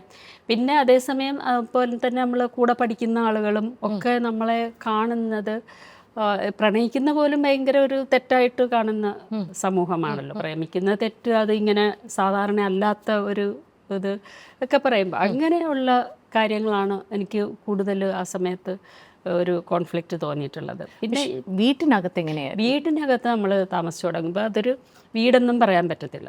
മൈത്രേൻ അത് ആദ്യമേ പറഞ്ഞിട്ടുണ്ട്, അങ്ങനെ ഒരു പ്രൈവറ്റ് ഫാമിലി അല്ല നമ്മൾ, അങ്ങനെ ഒരു ഡിവിഷനില്ല, ഒരു പ്രൈവറ്റ് ഫാമിലി, പ്രൈവറ്റ് പബ്ലിക് എന്നൊരു ഡിവിഷനില്ല. മൈത്രേൻ അങ്ങനെ ഒരു ഫെമിനിസ്റ്റ് കാഴ്ചപ്പാടും കൂടെ ഉള്ളത് കൊണ്ടായിരിക്കും അങ്ങനെയാണ് തുടങ്ങിയത്. പക്ഷേ അത് എനിക്ക് അത് അങ്ങനെ ആ രീതിയിൽ എടുക്കാനൊന്നും പറ്റുമായിരുന്നില്ല ആ സമയത്ത്. എന്ന് വെച്ചാൽ എനിക്കൊരു ഐഡൻറ്റിറ്റി ക്രൈസിസ് ആയിരുന്നു സത്യം പറഞ്ഞാൽ. നമ്മളെന്താണ് അവിടെ, എനിക്കെന്താ റോളെന്ന് എനിക്ക് മനസ്സിലാവുന്നില്ല. എന്ന് വെച്ചാൽ ഞാനൊന്ന് സോഷ്യലി അങ്ങനെ കമ്മിറ്റഡോ സോഷ്യലി ആക്റ്റീവോ ഒന്നുമല്ല. ഞാൻ മെഡിക്കൽ കോളേജിൽ പഠിച്ചുകൊണ്ടിരിക്കുന്ന ഒരാൾ മാത്രമാണല്ലോ. അത് പരീക്ഷയും വരുന്നേ ഉള്ളൂ, ഫൈനലിൽ വരുന്നേ ഉള്ളൂ. അപ്പം ഞാനിങ്ങനെ താമസിക്കുമ്പോൾ അവിടെ എപ്പോഴും ആളുകളായിരിക്കും. ഇത്രയും താമസിക്കുന്ന സ്ഥലത്ത് എപ്പോഴും ഒരുപാട് ആളുകൾ ഒരുമിച്ചാണ്. അപ്പം എന്താണ് എൻ്റെ റോളെന്നുള്ള എനിക്ക് ആ റോൾ കോൺഫ്ലിക്റ്റ് ആണ്. എന്ന് വെച്ചാൽ ഒന്ന് സാധാരണ ലൈഫിലുള്ള പോലെ പ്രോപ്പർട്ടി ഷെയറിങ് ഇല്ല, അതില്ല. പിന്നെ എന്താണ് ഉള്ളത്, കുറേ ആൾക്കാർ ഒരുമിച്ചാണ് എപ്പോഴും ഉള്ളത്. പ്രൈവസി എന്ന് പറയുന്ന പ്രൈവസി ഇല്ല, മൈത്രേന് അങ്ങനെ ഒരു കൺസെപ്റ്റ് ഇല്ല പ്രൈവസി എന്ന് പറഞ്ഞ്. അപ്പം എനിക്കിതൊന്നും മനസ്സിലാവുന്നുമില്ല, അല്ല അന്നേരം എനിക്ക് മനസ്സിലാവുന്നില്ല ഇതെന്താണ്. പിന്നെ മാർക്സിസം ഒക്കെ മനസ്സിലാക്കുമ്പോൾ ഇങ്ങനെ ഈ പ്രൈവറ്റ് പ്രോപ്പർട്ടി, പ്രൈവസി എന്നൊക്കെ പറയുന്നത് ഒരു കുഴപ്പമാണ് എന്നുള്ള രീതിയിലാണ് ഞാൻ മനസ്സിലാക്കിയത് മാർക്സിസ്റ്റ് കാഴ്ചപ്പാടിൽ. ഞാൻ അതിലേക്കും വരുന്നേ ഉള്ളൂ. അങ്ങനെ ഒരു മാർക്സിസ്റ്റോ ഒന്നും ആയിരുന്നു. മാർക്സിസ്റ്റ് എന്നല്ല, ഒരു സോഷ്യോളജിക്കൽ പഠനം തന്നെ എനിക്കില്ല. നമ്മൾ പഠിക്കുന്ന മെഡിസിൻ ആണല്ലോ, മെഡിസിനിലൊന്നും സോഷ്യൽ മെഡിസിനൊക്കെ ഉണ്ടെന്നുള്ള അല്ലാണ്ട് നമ്മൾ ഈ സമൂഹത്തെക്കുറിച്ചൊന്നും അങ്ങനെ പഠിക്കുന്നില്ല, സാമൂഹ്യ ശാസ്ത്രമൊന്നും പഠിക്കുന്നില്ല. അപ്പോൾ അങ്ങനെയാണ് പുതിയതായിട്ട് പഠിച്ചു തുടങ്ങുന്നത്. മാർക്സിസമൊക്കെ പഠിച്ചു തുടങ്ങുമ്പോൾ അങ്ങനെ പ്രൈവറ്റ് പ്രോപ്പർട്ടി ശരിയല്ല, അതുകൊണ്ട് തന്നെ ഒരു പ്രൈവറ്റ് ലൈഫ് ശരിയല്ല, അങ്ങനെ പ്രൈവസിയും ശരിയല്ല. അപ്പോൾ ശരിയായിരിക്കും, എന്നാൽ പിന്നെ അങ്ങനെ പ്രൈവസി വേണ്ട, അതുപോലെ ഒരുമിച്ച് എവിടെയെങ്കിലും യാത്ര പോകാന്നൊക്കെ, നമുക്ക് മാത്രമായിട്ട് എവിടെയെങ്കിലും പോകാന്ന് പറഞ്ഞാൽ സിനിമ കാണാനൊക്കെ പോകാറുണ്ട്. അത് പക്ഷെ അപ്പോഴും കൂടെ കുറെ ആൾക്കാർ മിക്കപ്പോഴും കാണും. അപ്പൊ ഇതിൽ റൊമാൻസ് എലിമെന്റ് എവിടെയാണ്? ഭർത്താവും ഭാര്യയും തമ്മിലൊരു റൊമാൻറ്റിക് എലിമെന്റ് ഉണ്ടല്ലോ. ചേച്ചിയുടെ വളരെ പോപ്പുലർ ആയിട്ടുള്ള ഒരു സ്റ്റേറ്റ്മെന്റ് ഉണ്ട്, പ്രണയം പെത്തോളജിയാണ്. അതെ അതെ, അതാണ് എനിക്ക് അറിഞ്ഞൂടാത്തത്. റൊമാൻറ്റിക് എലിമെന്റ് എവിടെയാണെന്നാണ് ഞാൻ ഇപ്പോഴും അന്വേഷിച്ചുകൊണ്ടിരിക്കുന്നത്. അല്ല, അതിൽ ഒരു കാര്യം എന്ന് പറഞ്ഞാൽ അത് ആണുങ്ങളുടെ എന്നല്ല, ഏതൊരു വ്യക്തിയുടെയും റൊമാൻറ്റിക് കൺസെപ്റ്റും മറ്റേ ആളിൻ്റെ, നമുക്ക് റൊമാൻസ് തോന്നുന്ന ആളിൻ്റെ അല്ലെ തിരിച്ചുള്ളതും ഒരേപോലെ ആയിരിക്കില്ല ഒരിക്കലും. എൻ്റെ എല്ലാ പ്രണയങ്ങളിൽ നിന്നും എനിക്ക് മനസ്സിലായ കാര്യം അതാണ്. അത് ഡിഫറെൻ്റാണ്. നമ്മൾ സങ്കല്പിക്കുന്ന, നമ്മൾ അനുഭവിക്കുന്നൊക്കെ ഉണ്ട്, അതില്ല എന്നല്ല. നമ്മൾ അനുഭവിക്കുന്നതും മറ്റേയാൾ അനുഭവിക്കുന്നതും ഭയങ്കര വ്യത്യാസമാണ്. അപ്പം ഇതൊരു സ്ക്രിപ്റ്റാണ് നമ്മൾ എഴുതി വെച്ചിരിക്കുന്ന. ഇത് പ്രണയം എന്ന് പറഞ്ഞ് നമ്മളെവിടെ നിന്നാണ് സാഹിത്യത്തിൽ നിന്ന് സിനിമയിൽ നിന്നൊക്കെ നമ്മൾ പഠിക്കുകയാണ്, ഇതാണ്. എന്നിട്ട് നമ്മൾ വളരെ ആഴത്തിൽ, വളരെ ഇമോഷണലായിട്ട് തന്നെ നമ്മളത് കൊണ്ട് നടക്കുക. ഇപ്പം എൻ്റെ കാര്യത്തിലാണെങ്കിൽ ഇപ്പോൾ ആ സമയത്ത് കാണുന്ന സിനിമകൾ, പാട്ടുകൾ, ഇപ്പം വയലാർ, ദേവരാജൻ, യേശുദാസ്, ഇത്രയും പേരാണ് എൻ്റെ റൊമാൻറ്റിക് സങ്കല്പങ്ങൾ ഉണ്ടാക്കിയിട്ടുള്ളത്. ഇപ്പോഴും ആ പാട്ടുകളൊക്കെ കേൾക്കുമ്പോൾ നമുക്ക് കോരിത്തരിക്കുമല്ലോ. അങ്ങനെ അതുണ്ട്. പക്ഷെ ഇപ്പം ആ രീതിയിലൊന്നും അല്ല, അന്നത്തെ അനുഭവമേ അല്ല ഇപ്പോൾ ഉള്ളത്. അപ്പം കൂടെയുള്ളത് മൈത്രേനും അതാണ്. മൈത്രേനും ഇതൊക്കെ ഉണ്ട്, കുറച്ചൊക്കെ അങ്ങനത്തെ പാട്ടുകളും കാര്യങ്ങളൊക്കെ ഇഷ്ടമാണെന്ന് എനിക്ക് തോന്നുന്നു. പക്ഷെ അത് മൈത്രേൻ്റെ എക്സ്പീരിയൻസ്, അന്ന് എന്നെ മൈത്രേനെയും കൂടെ എടുത്ത മൈത്രേൻ്റെ എക്സ്പീരിയൻസ് എന്താണ് അതുവരെ ഉള്ളത്, എൻ്റെ എന്താണ്. മൈത്രേന് വേറെ എന്തെല്ലാം തരത്തിലുള്ള എക്സ്പോഷർ, 10 കൊല്ലം സന്യാസിയായിട്ട് ജീവിച്ചത്, വേറെ പല സോഷ്യൽ ആയിട്ടുള്ള എക്സ്പോഷേഴ്സ്, മറ്റ് വ്യക്തികളുമായിട്ടുള്ള വേറെ മനുഷ്യരുമായിട്ടുള്ള ബന്ധങ്ങൾ, അതൊക്കെ മൈത്രേൻ്റെ റൊമാൻറ്റിക് കൺസെപ്റ്റേ ആയിരിക്കില്ലല്ലോ എൻ്റേത്. വേറൊരു ഇത് പറഞ്ഞാലേ, ഞാൻ ഒരു മെറ്റഫോറിക്കായിട്ട് പറഞ്ഞാൽ, 2 വണ്ടികൾ ഇങ്ങനെ ഒന്ന് ഓപ്പോസിറ്റിൽ നിന്ന് വരാമെന്ന് വെച്ചാൽ, അവിടെ നിന്നൊരു വണ്ടി, ഇവിടെ നിന്നൊരു വണ്ടി വന്നു, ഇത് തമ്മിൽ കാണുന്ന ഒരു സമയം ഉണ്ടാവും. അത് കഴിഞ്ഞ് ഒന്ന് അതിൻ്റെ വഴിക്ക് പോകും, മറ്റേതിൻ്റെ വഴിക്ക് പോകും. അതാണ് പ്രണയത്തെക്കുറിച്ച് ഏറ്റവും ആപ്റ്റായിട്ടുള്ള ഒരു മെറ്റഫോർ എന്ന് എനിക്ക് തോന്നുന്നു. അതുപോലെ രണ്ടുപേര് തമ്മിലുള്ള ആണെങ്കിലും അങ്ങനെയുള്ളൂ. അതുപോലെ തന്നെയല്ലേ നിങ്ങൾ രണ്ടുപേരുടെ ജീവിതം. പക്ഷേ ഒരു പക്ഷേ ആ ഒരു ഫേസ് കൂടുതൽ നിൽക്കാൻ സാധ്യത ഉണ്ടായത് കനി കാരണമാണോ, അല്ലെങ്കിൽ അതിന് ഒരുമിച്ച് ജീവിക്കാനുള്ള കാരണം കനി തന്നെയാണോ? കനിയാണോന്ന് ഒരു നിർബന്ധമില്ല. എന്ന് വെച്ചാൽ മൈത്രേയന് കുട്ടി വേണ്ട എന്നുള്ള അഭിപ്രായമായിരുന്നു ആദ്യമേ. അപ്പൊ പിന്നെ കുട്ടി അല്ലല്ലോ, കുട്ടി ഒരു ഫാക്ടർ പിന്നെ ആയിട്ടുണ്ടാകാന്നേ ഉള്ളൂ. പക്ഷേ നമ്മുടെ ഒരുമിച്ചുള്ള ഈ സാമൂഹ്യ പ്രവർത്തനം തന്നെ വെച്ചാൽ ഈ ഒരുമിച്ച് താമസിക്കുക എന്നുള്ളത് തന്നെ ഒരു സോഷ്യൽ ആക്റ്റായിട്ട് മാറുന്നുണ്ട്. എന്ന് വെച്ചാൽ അത് നമ്മൾ രഹസ്യമായിട്ടല്ല ജീവിക്കുന്നത്, അതൊരു സ്റ്റേറ്റ്മെന്റ് ആയിട്ട് തന്നെ നിൽക്കുകയാണ്. അല്ല, അത് നമ്മൾ രഹസ്യമായിട്ട് ജീവിക്കുമല്ല, നമ്മൾ ആദ്യം തന്നെ പരസ്യമാക്കിക്കൊണ്ടാണ്. ഞാൻ പറഞ്ഞല്ലോ, വീട്ടിലുള്ള ബന്ധുക്കളോടും നാട്ടുകാരോടും ഒക്കെ പറയുമ്പോൾ തന്നെ അതൊരു സോഷ്യൽ ആക്റ്റായിട്ട് മാറുന്നുണ്ട്. അതുപോലെ തന്നെ എനിക്കും അത് പഠിക്കേണ്ടി വരുന്നു. പിന്നെ അതുകൊണ്ട് ഞാൻ സോഷ്യോളജിക്കലായിട്ട് പഠിക്കുകയാണ് ഇതൊക്കെ. അങ്ങനെയാണ് ഫെമിനിസം ഒക്കെ പഠിക്കുന്നത്. അതിന് മുമ്പ് ഞാൻ ഫെമിനിസം പഠിക്കേണ്ട ആവശ്യം എനിക്കില്ല. ഞാൻ ജർമ്മൻ ഗ്രിയറൊക്കെ വായിച്ചിട്ടുണ്ട് എന്ന് മാത്രമേ ഉള്ളൂ. അതിൽ അപ്പോഴൊക്കെ എൻ്റെ വിചാരം സ്ത്രീകൾ വളരെ സുപ്പീരിയർ ആണ് എന്നുള്ളൊരു ഇതായിരുന്നു. അങ്ങനെ മാത്രമേ നമുക്കൊരു സമാധാനം കിട്ടത്തുള്ളൂ, അല്ലേ? അല്ലാതെ ഇപ്പോൾ ഇങ്ങനെ ഇൻഫീരിയറായിട്ട് നമുക്കൊരു സമാധാനം കിട്ടത്തില്ലല്ലോ. അപ്പോൾ അതുവരെ നമുക്ക് സമാധാനം, ഓക്കെ സ്ത്രീകൾ സുപ്പീരിയർ ആണ് എന്നുള്ളൊരു ആശയമായിരുന്നു എനിക്കുള്ളത്. അതല്ല, റിയാലിറ്റി അങ്ങനെയൊന്നും അല്ല എന്നുള്ള, റിയൽ ലൈഫിൽ സോഷ്യൽ ലൈഫിൽ എന്താണൊക്കെ ഉള്ളത് നമ്മൾ ഫെമിനിസം മനസ്സിലാക്കുമ്പോഴാണ് മനസ്സിലായത്. കനി വന്നപ്പോൾ, കനിയെ പ്രഗ്നൻ്റ് ആണെന്ന് അറിഞ്ഞപ്പോൾ കുട്ടി വേണോ വേണ്ടയോ എന്നുള്ളൊരു ചിന്ത ചേച്ചിക്കുണ്ടായിരുന്നു മനസ്സിൽ? അതിനെക്കുറിച്ചൊരു സംസാരമുണ്ടായിരുന്നു? കാരണം നിങ്ങൾ കല്യാണം കഴിക്കാതെയാണ് കനി വരുന്നത്. അതെ, അത് ഞാൻ തന്നെ എവിടെയെങ്കിലും വായിച്ചിട്ടില്ലായിരിക്കാം. ഞാൻ ഒരുപാട് വഴക്കിട്ടിട്ടാണ് കുട്ടി ആകാമെന്ന് മൈത്രേയൻ ആവുന്നത്. അപ്പോൾ ഞാൻ മൈത്രേനോട് പറഞ്ഞു, മൈത്രേയന് വേണ്ടെങ്കിലും ഞാൻ എവിടെന്നെങ്കിലും ഒരു കുട്ടി ഉണ്ടാക്കിക്കൊണ്ട് വരും എന്ന് പറഞ്ഞു. അപ്പം മൈത്രേയൻ തന്നെ പറഞ്ഞു, തമാശയ്ക്ക് മൈത്രേയൻ വിചാരിച്ചു എന്തായാലും കുട്ടി കൊണ്ടുവരുന്ന പിന്നെ എൻ്റെ കുട്ടി ആയിക്കൊള്ളണം എന്നുള്ളത്. അപ്പോൾ പക്ഷേ എനിക്കറിയാം മൈത്രേയൻ കുട്ടികളെ നല്ലോണം നോക്കുമെന്ന് എനിക്കറിയാം. ഗുരുകുലത്തിലുള്ള കുട്ടികളെയൊക്കെ മൈത്രേയൻ നോക്കുന്നത് ഞാൻ കണ്ടിട്ടുണ്ട്. അതും കൂടെ കൊണ്ടാണ് കേട്ടോ. അല്ലെങ്കിൽ സാധാരണ ആണുങ്ങളാണെങ്കിൽ പിന്നെ നമുക്ക് വലിയ ബേർഡൻ ആവുമല്ലോ. മൈത്രേയൻ നല്ലതായിട്ട് കുട്ടികളെ നോക്കുന്നത് ഞാൻ കണ്ടിട്ടുണ്ട്. അപ്പോൾ പിന്നെ എന്തായാലും മൈത്രേയൻ നോക്കും എന്ന് എനിക്കൊരു പ്രതീക്ഷയുണ്ട്. അതുകൊണ്ട് എനിക്കങ്ങനെ വേണോ വേണ്ടതെന്നൊരു ചിന്തയേ ഇല്ല. എൻ്റെ പ്രധാന താല്പര്യം അന്നേരം ഇത് എക്സ്പീരിയൻസ് ചെയ്യാന്നുള്ള, പ്രഗ്നൻസിയും ഡെലിവറിയും എക്സ്പീരിയൻസ് ചെയ്യാന്നുള്ള. അന്ന് ഞാൻ ഗൈനക്കോളജി പഠിച്ചുകൊണ്ടിരിക്കുക, final year MBBS gynaecology obstetrics posting ഒക്കെയാണ്. അപ്പോൾ ഇത് കാണുമ്പോൾ എനിക്കത് എക്സ്പീരിയൻസ് ചെയ്യണം. അപ്പോൾ വേണ്ടെന്ന് മൈത്രേയൻ പറയുമ്പോൾ ഞാൻ വിചാരിക്കുന്നത് ഇനി എപ്പോഴെങ്കിലും 10 കൊല്ലം കഴിഞ്ഞിട്ട് മൈത്രേയനിൽ വേണമെന്ന് തോന്നിയാൽ എനിക്ക് അതിൻ്റെ ഏജും കാര്യങ്ങളൊക്കെ കഴിഞ്ഞു പോകും. അന്നൊക്കെ ഇപ്പോഴത്തെ പോലെ ഒരുപാട് ആർട്ടിഫിഷ്യൽ സംഭവങ്ങളൊന്നും ഇല്ലല്ലോ. അപ്പോൾ ചോദിച്ചു, അപ്പോൾ എൻ്റെ ലൈഫിൽ എനിക്കത് പോകും, അത് പറ്റില്ല, എനിക്ക് എൻ്റെ എക്സ്പീരിയൻസ് എനിക്ക് വേണം. അപ്പോൾ അതുകൊണ്ട് ഞാനത് ഭയങ്കര പോസിറ്റീവായിട്ട് എടുത്തത്. അപ്പോൾ എനിക്കത് പ്രഗ്നൻസി എന്ന് പറഞ്ഞാൽ ഭയങ്കര ആവശ്യം, എൻ്റെ നീഡ്, എൻ്റെ ഡിസയർ ആയിരുന്നു ഇത്. ഇതിനകത്ത് കനിയുണ്ട് ചേച്ചി. അപ്പോൾ കനിക്ക് ഈ ഒരു സമൂഹത്തിൽ ഔട്ട് ഓഫ് സോ കോൾ വെഡ്ലോക്ക് ഒരു കുട്ടി ഉണ്ടാവുകയാണ്.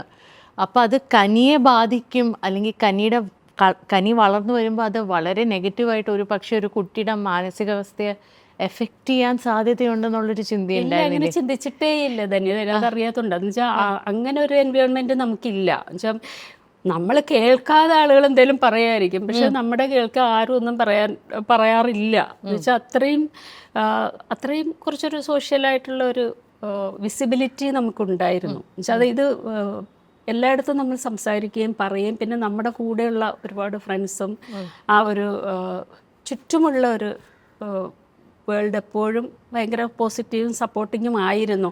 അത് ഇതുകൊണ്ട് തന്നെയാണ് നമ്മളൊരു സോഷ്യൽ ലൈഫാണെന്ന് പറഞ്ഞാൽ അതിൻ്റെ പോസിറ്റീവായ വശമാണത്. നമ്മളൊരു പ്രൈവറ്റ് ലൈഫല്ല. അപ്പോൾ അതിൻ്റെ കുറേ ബുദ്ധിമുട്ടുകളുണ്ടെങ്കിലും ഈ പറഞ്ഞ പോലെ പ്രൈവസിയുടെ പ്രശ്നങ്ങൾ ഉണ്ടെങ്കിലും അതിൻ്റെ പോസിറ്റീവായിട്ടുള്ള വശം നമുക്ക് ചുറ്റും എപ്പോഴും ആളുകളുണ്ട്, അവരെപ്പോഴും നമുക്ക് സപ്പോർട്ടിങ്ങുമാണ്. കനി എപ്പോഴെങ്കിലും ചോദിച്ചിരുന്നോ ചേച്ചിയോട്? എനിക്ക് ഇതൊരു വിഷയമായിട്ടേ ഇല്ല എന്നാണ് എനിക്ക് മനസ്സിലായിട്ടുള്ളത്. അങ്ങനെയുള്ള വിഷയം അവൾക്കില്ല. അവൾക്കുള്ളത് പലപ്പോഴും നമ്മൾ പിന്നെ ഈ സ്കൂളിൽ കുട്ടികൾ അവളുടെ കൂട്ടുകാരെല്ലാം അമ്പലത്തിൽ പോകുന്നവരാണ്. അപ്പം മൈത്രേനെ തൊട്ടും ഇഷ്ടമല്ല അമ്പലത്തിൽ പോകുന്നത്. അപ്പോൾ അതൊക്കെയാണ് അവൾക്ക് കോൺഫ്ലിക്റ്റ് ഉണ്ടായിട്ടുള്ളത്. അവൾ കൂട്ടുകാരുടെ കൂടെ പോവുക, തലയിൽ പൂ വെച്ചു, ചന്ദനക്കുറിയൊക്കെ ഇട്ട്, അതൊക്കെ അവൾ എൻജോയ് ചെയ്തു എന്നാണ് എനിക്ക് മനസ്സിലായിട്ടുള്ളത്. അപ്പോൾ ഇങ്ങനെ മൈത്രേന് അത് ഇഷ്ടമില്ലാത്തപ്പോൾ ഒരു കോൺഫ്ലിക്റ്റ് ഉണ്ടല്ലോ, അവർ ഞാൻ പിന്നെ അതിലൊന്നും അങ്ങനെ ഇടപെട്ടിട്ടില്ല പോകുന്നതിൽ. അതൊക്കെയായിരുന്നു അവളുടെ പ്രശ്നം എന്നാണ് എനിക്ക് മനസ്സിലായത്. ചേച്ചിയുടെ അച്ഛനും എത്തീസ്റ്റ് ആയിരുന്നില്ലേ? അച്ഛനും ഇതുപോലെ പ്രത്യേകിച്ചൊരു വിശ്വാസമൊന്നുമില്ല. അച്ഛൻ ഓക്കെ തമാശക്കൊക്കെ പറയും, അത് പിന്നെ അമ്മയോട് പറയാം, നീ ദൈവങ്ങളെയൊക്കെ പ്രീതിപ്പെടുത്തിക്കോ എന്തെങ്കിലും ഇതൊക്കെ കൊടുത്ത്, ഇങ്ങനെയൊക്കെയാണ് അച്ഛൻ പറയാം. അപ്പൊ ഏകദേശം അതുപോലെ ഒരു റെപ്ലിക്കയാണ് മൈത്രേൻ അല്ലേ? മൈത്രേൻ എത്തിസ്റ്റ് തന്നെയാണ്. അച്ഛനൊന്നും അങ്ങനെ എത്തിസ്റ്റാണെന്ന് പറയുമൊന്നുമില്ല, പക്ഷെ നമുക്കറിയാം അങ്ങനെ വലിയൊരു വിശ്വാസമോ കാര്യങ്ങളോ ഒന്നും ഇല്ല. അതൊക്കെ ഒരു തമാശ പോലെ കാണുന്ന ആളാണ്. മൈത്രേൻ അങ്ങനെ ദൈവം ഇല്ല എന്ന് വാശി പിടിച്ച് പറയുന്ന ആളാണ്.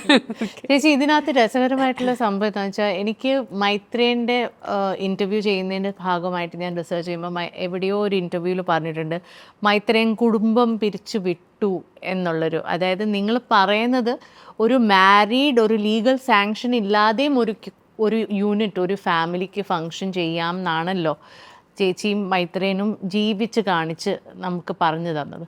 അപ്പോൾ ആ കുടുംബത്തിനെ പിരിച്ചു വിട്ടു എന്ന് മൈത്രേൻ പറയുന്നുണ്ട്. ചേച്ചിക്ക് എന്തായിരുന്നു ആ സമയത്ത് ഈ ഒരു ഡിസിഷനിലേക്ക് എത്തുമ്പോൾ ചേച്ചിയുടെ മനസ്സിൽ? അല്ലേ, ഞാൻ എന്തുമായിരുന്നു ഈ കുടുംബം എന്നുള്ളത് ഇപ്പോഴും ആലോചിച്ചുകൊണ്ടിരിക്കുന്ന. ഞാൻ പറഞ്ഞല്ലോ, ആദ്യത്തെ ദിവസം മുതൽ നമ്മൾ തമ്മിലുള്ള ഡിസ്കോഴ്സാണ് ഇത്.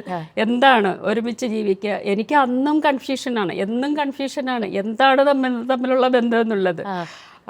ആ കൺഫ്യൂഷൻ ഇങ്ങനെ തുടർന്നുകൊണ്ടേ പോകുന്നു എന്നുള്ളത്. ഇപ്പോൾ മൈത്രേൻ എങ്ങനെയാണ് ഡിഫൈൻ ചെയ്യുക? അല്ല, ഈ കുടുംബത്തിൻ്റെ കാര്യം പറയട്ടെ, അത് തന്നെ മൈത്രേൻ ഒരു പ്രസ് മീറ്റിൽ പറഞ്ഞത്, മൈത്രേൻ സാമൂഹ്യ പ്രവർത്തനങ്ങൾ നിർത്തി എന്നാണ് മൈത്രേൻ പറഞ്ഞത്. അല്ല, കുടുംബത്തിൻ്റെ കാര്യമൊന്നും മൈത്രേൻ പറഞ്ഞില്ല അവിടെ. പക്ഷെ പിന്നെ എപ്പോഴോ ഒരു വേറെ എവിടെയോ വന്ന ഇൻ്റർവ്യൂവിൽ എന്തോ പറഞ്ഞതാണ് ഈ കുടുംബം പിരിച്ചുവിട്ടു എന്നുള്ള വാക്കുകൾ. ആളുകൾ ഇതെല്ലാം കൂടെ ചേർത്ത് ആക്കി പറയുന്നു, ആളുകളുടെ ഇത് കൺഫ്യൂഷനും എല്ലാം കൂടെ ചേർന്നുള്ളൊരു കാര്യമാണിത്. പക്ഷെ എന്നെ സംബന്ധിച്ച് മൈത്രേൻ ഈ സാമൂഹ്യ പ്രവർത്തനം നിർത്തുന്നതിൻ്റെ കൂട്ടത്തിൽ കുടുംബം പിരിച്ചു വിട്ടു എന്ന് പ്രാക്ടിക്കലി ഉള്ള പ്രശ്നം എന്ന് പറഞ്ഞാൽ, ഞാൻ ആന്ധ്രയിലേക്ക് പോവുകയാണ്, ഞാൻ അവിടെ ഒരു വർക്കിന് പോവുകയാണ്. കനിയാണെങ്കിൽ പിന്നെ അവൾ 18 വയസ്സ് കഴിഞ്ഞ് ഹോസ്റ്റലിലോ അല്ലെങ്കിലും അവൾ എൻ്റെ പേരൻസിൻ്റെ കൂടെയായിരുന്നു നിന്നിരുന്നത്. അപ്പം പിന്നെ ഞാനും മൈത്രേനും കൂടെ, മൈത്രേൻ എന്നോട് പറഞ്ഞു ഇനി നമ്മൾ ഒരുമിച്ചൊരു വീട് എടുക്കുന്നില്ല എന്നാണ് പറഞ്ഞത്. അപ്പോൾ അതുവരെ മൈത്രേനും ആണ് വീടെടുക്കും, മൈത്രേൻ എല്ലാ കാര്യങ്ങളും നോക്കിക്കോളും, എനിക്ക് ഭയങ്കര സുഖമായിരുന്നു. അപ്പം മൈത്രേൻ വീടെടുക്കുന്നു, മൈത്രേൻ അതെല്ലാം വൃത്തിയാക്കുന്നു, അടുക്കി വയ്ക്കുന്നു, വീട്ടിലെ എല്ലാ കാര്യങ്ങളും അതിൻ്റെ ഉത്തരവാദിത്വങ്ങളുണ്ടല്ലോ. ഇപ്പോൾ ഉൾപ്പെടെ കുക്കിംഗ് ഇല്ല നമ്മുടെ വീട്ടിൽ, പേരൻസിൻ്റെ വീട്ടിൽ പോയി കഴിക്കുക ചെയ്യുന്നത്, അല്ലെങ്കിൽ കുക്കിംഗ് ആരും ചെയ്യൂല. പിന്നെ എന്താണ് ഇലക്ട്രിസിറ്റി ബില്ലടയ്ക്കുക, വെള്ളത്തിൻ്റെ ബില്ലടയ്ക്കുക, ഇങ്ങനെ കുറേ കൊള്ളാത്ത കാര്യങ്ങളുണ്ടല്ലോ. അപ്പോൾ അതൊക്കെ മൈത്രേൻ ചെയ്തോളും, ഞാനിങ്ങനെ സുഖമായിട്ട് ജീവിച്ചാൽ മതി. ജോലി പോകുന്നു, തിരിച്ചു വരുന്നു. ജോലിക്ക് എപ്പോഴൊന്നും പോകാറില്ല, കുറച്ചാൾ ജോലി ചെയ്തിരുന്നു. പിന്നെ നമ്മൾ വോളണ്ടറി വർക്ക് ഞങ്ങൾ രണ്ടുപേരും കൂടെ ഒരുമിച്ച്, അതാണ് ഞാൻ പറഞ്ഞാണ്. അപ്പം ഞങ്ങൾ രണ്ടുപേരുടെ ഒരുമിച്ച് ചെയ്യുന്ന സെക്സ് വർക്കേഴ്സിൻ്റെ വേറെ ഒരുപാട് കാര്യങ്ങൾ ഒരുമിച്ച് ചെയ്തുകൊണ്ടിരിക്കുകയാണ്. ആ ഒരുമിച്ച് ചെയ്യുന്നതിന് നമ്മൾ സോഷ്യലി കമ്മിറ്റഡ് ആണ്, പലരോടും കമ്മിറ്റഡ് ആണ്. ഒരു ഓർഗനൈസേഷൻ ഉണ്ടായിരുന്നു, അതിലൊക്കെ ഒരുമിച്ച് വർക്ക് ചെയ്യണം. ആ ഓർഗനൈസേഷൻ ഉണ്ട്, അതും ഞാൻ എൻ്റെ ചെയർപേഴ്സണായിരുന്നു, മൈത്രേനുണ്ട്. അപ്പോൾ അങ്ങനെയൊക്കെ ചെയ്യുന്ന പെട്ടെന്നൊരു ദിവസം മൈത്രേൻ തീരുമാനിച്ചിട്ട് അത് നിർത്തുക എന്ന് പറയുമ്പോൾ എനിക്ക് ഉള്ള ഒരു പ്രശ്നങ്ങളുണ്ട്. അത് ദേഷ്യപ്പെട്ടില്ലേ?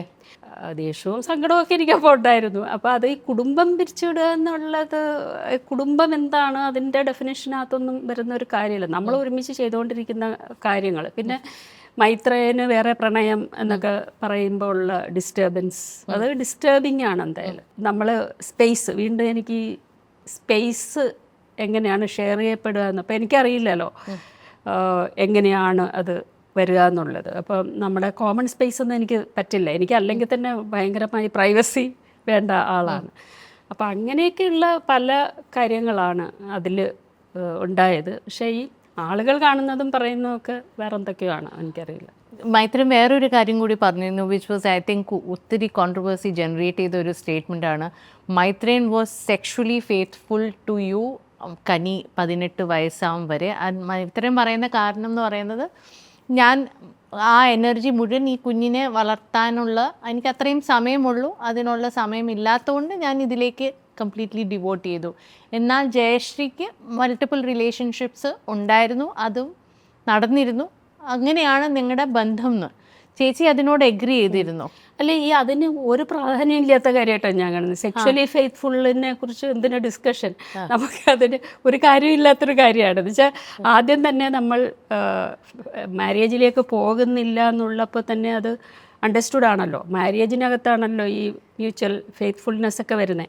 ഒരു റിലേഷൻഷിപ്പിനകത്തല്ല, അത് വ്യക്തികൾ തമ്മിൽ അത് ഉണ്ടാകാം. അപ്പോൾ ഞാൻ അങ്ങനെ ഒരു കോൺവെർസേഷനിലേക്ക് കടക്കുന്നതിന് മുമ്പ് തന്നെ മൈത്രേയൻ്റെ മറ്റു സുഹൃത്തുക്കൾ ഈ പറഞ്ഞാൽ നമ്മളെല്ലാം ഒരുമിച്ചാണ് ഡിസ്കഷൻസ്, അല്ലാണ്ട് മൈത്രേയൻ ഫെമിനിസവും ഒക്കെ മൈത്രേയനും ഞാനും തമ്മിലല്ല ഡിസ്കഷൻസ് വരിക, കോമൺ ഡിസ്കഷനാണ് വരുന്നത്. അപ്പോൾ മൈത്രേയൻ എപ്പോഴും പറയുന്ന ഒരു കാര്യം, പിന്നെ ജയശ്രീക്ക് എത്ര റിലേഷൻ ഉണ്ടായാലും എനിക്ക് പ്രശ്നമൊന്നും ഇല്ല എന്നുള്ളതാണ്. അല്ലാതെ മൈത്രേയൻ്റെ കാര്യത്തെക്കുറിച്ച് മൈത്രേയൻ ഒന്നും പറഞ്ഞിട്ടില്ല.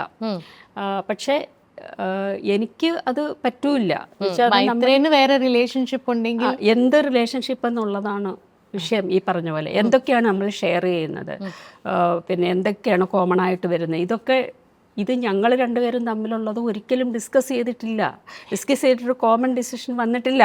അതാണ് ഞാൻ പറയണത്. ഇപ്പോൾ നമ്മൾ രണ്ടുപേരും ജീവിക്കാൻ തുടങ്ങുമ്പോൾ നമ്മൾ എന്തൊക്കെയാണ് വെച്ചാൽ മെയിൻലി പ്രോപ്പർട്ടിയാണല്ലോ വരുന്നത്. ഒരു പ്രധാന കാര്യം, നമ്മളിപ്പോൾ എന്തെങ്കിലും സ്വത്ത് വാങ്ങുകയാണെങ്കിൽ നമ്മുടെ രണ്ടുപേരുടെയും കൂടെ പേരിലായിരിക്കും.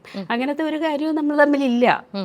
അതേസമയം കുട്ടിയെ വളർത്തുന്നതിലൊരു റെസ്പോൺസിബിലിറ്റി ഉണ്ടല്ലോ, അത് മൈത്രേയൻ ആ റെസ്പോൺസിബിലിറ്റി എടുക്കുന്നുണ്ട്. അതാണ് മൈത്രേയൻ പറയണത്. കുട്ടിയെ വളർത്തുന്നതിൽ വരേണ്ട ഒരു റെസ്പോൺസിബിലിറ്റി മൈത്രേയൻ എടുക്കുന്നുണ്ട് എന്നുള്ളതാണ്. അത് ഓക്കെ, അത് ഇൻഡിവിജ്വലായിട്ടുള്ളൊരു കാര്യമാണല്ലോ. അപ്പം അതിലിപ്പോൾ സെക്ഷൽ റിലേഷൻ ഉണ്ടോ ഇല്ലേ എന്നുള്ളത് ഒരാൾ പേഴ്സണലായിട്ട് അവരുടേതായ പേഴ്സണൽ സ്പേസിൽ ചെയ്യുകയാണെങ്കിൽ അത് അങ്ങോട്ടും ഇങ്ങോട്ടും അറിയേണ്ട ഒരു കാര്യമേ വരുന്നില്ല.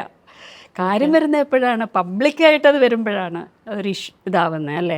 പബ്ലിക്കായിട്ട് ഞാൻ പറയുകയാണ്, ഇന്ന് ഞാൻ ഒരാളെയും കൂടെ എൻ്റെ പാർട്ട്ണറാക്കുകയാണെന്ന് പറയുന്നിടത്താണ് ഇഷ്യൂ വരുന്നത്. മറ്റേതൊരു പ്രസക്തമല്ലെന്ന് ഞാൻ പറയുന്നത്. ഇപ്പം നമ്മുടേതായ പ്രൈവറ്റ് സ്പേസിൽ നമ്മൾ ചിലപ്പോൾ 10 പേരുമായിട്ട് റിലേഷൻ ഉണ്ടായിരിക്കാം, അല്ലെങ്കിൽ ഇല്ലായിരിക്കാം, പലതുമായിരിക്കാം. അതിനെന്ത് പ്രാധാന്യം? അതിനൊരു പ്രാധാന്യം ഇല്ലെന്നാണ് ഞാൻ പറയുന്നത്. പക്ഷെ പ്രാധാന്യം ഇല്ലേ between the couples who are involved? അല്ല, അത് അങ്ങനെ ഉള്ളവർക്കല്ലേ. മൈത്രേയൻ ആദ്യം തന്നെ ഡിക്ലെയർ ചെയ്തിരിക്കുന്ന ആളാണ് അങ്ങനെ ഒരു കാര്യമേ ഇല്ല എന്ന്. ചേച്ചി ഒരിക്കലും പറഞ്ഞില്ലേ മൈത്രേയനോട് എനിക്ക് ഇങ്ങനെ? ഇത് മാത്രമല്ല, ഒരു കാര്യവും അങ്ങനെ പറയാനില്ല, സ്പേസ് ഇല്ല. അതാണ് ഞാൻ പറയുന്നത്. ഏത് കാര്യമാണ് അങ്ങനെ പറഞ്ഞിട്ടുള്ളത്? അങ്ങനെ ഒരു കാര്യവും നമ്മൾ രണ്ടുപേരായിട്ടിരുന്ന് സംസാരിക്കുന്നില്ല. അപ്പൊ മൈത്രേയൻ ഒരിക്കലും ചോദിച്ചിട്ടില്ലേ ചേച്ചിക്ക് വേറെ റിലേഷൻഷിപ്സ് ഉണ്ടായിട്ടുണ്ടോ? The nature of those relationships ഒന്നും ചോദിച്ചിട്ടില്ലേ? ചിലപ്പോൾ ഇങ്ങനെ ഇന്ന ആളിനോട് നിനക്ക് കുറച്ച് പ്രേമമുണ്ടല്ലേ, അങ്ങനെ ചോദിച്ചിട്ടുണ്ട്.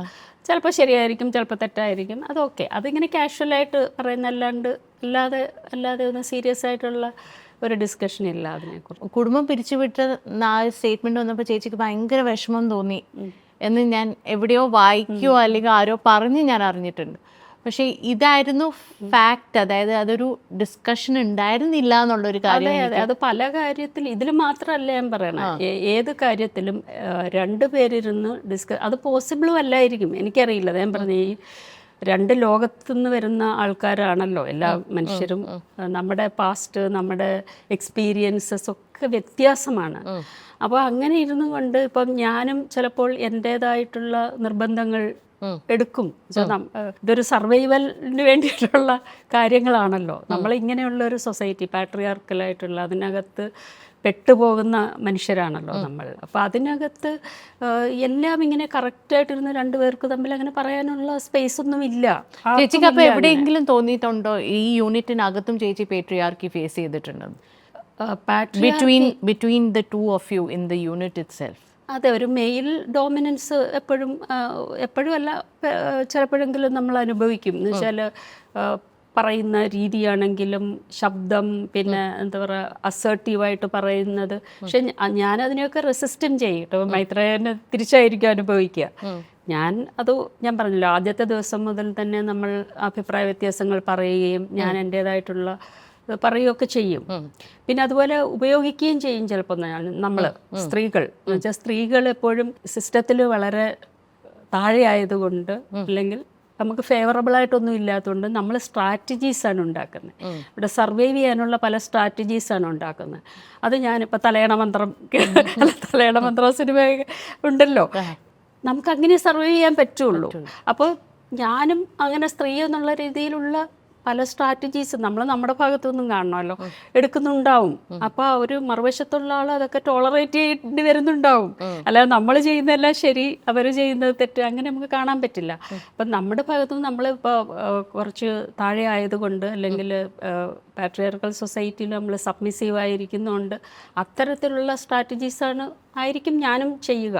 ഞാൻ പറഞ്ഞ പോലെ പ്രഷർ ഉണ്ടാകും, ഇമോഷണൽ പ്രഷർ, ഇതൊക്കെ നമ്മൾ ഉണ്ടാക്കും, ഇല്ല എന്ന് പറയാൻ പറ്റില്ല. പക്ഷേ ഇവിടെ ഒരു ഫ്ലിപ്പ് ഉള്ളത്, ചേച്ചിയായിരുന്നു primary breadwinner of the family, അത് അങ്ങനെ പറയാൻ പറ്റില്ല തന്നെ. അതാ ഞാൻ പറഞ്ഞത്, ഞാൻ കുറച്ച് നാളെ അങ്ങനെ ജോലി ചെയ്ത് ഇത് പൈസ കൊണ്ടുവന്നിട്ടുള്ളൂ.